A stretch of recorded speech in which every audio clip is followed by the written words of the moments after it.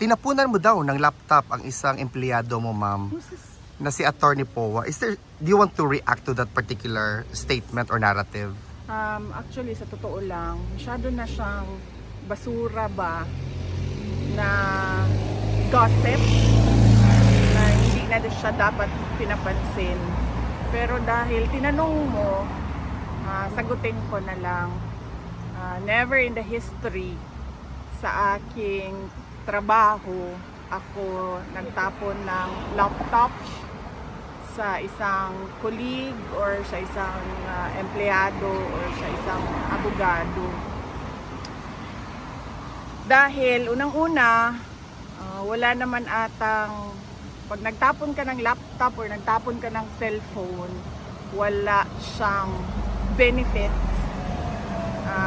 sa iyo, and syempre wala siyang benefit sa tatamaan ng laptop or cellphone.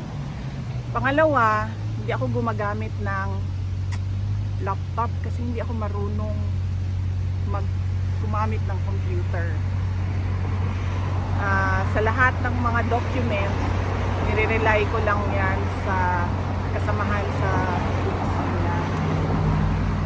Minsan na gumagamit ako ng laptop, gamit ko yon pag may Zoom meeting kasi para maganda yung image, para maganda yung image sa Zoom meeting, laptop ang ginagamit ko, hindi cellphone. Sunod ay yung laptop ko, personal ko siya na laptop, binili ko siya, mahal siya, and hindi ko siya itatapon basta-basta kasi nasisira siya. At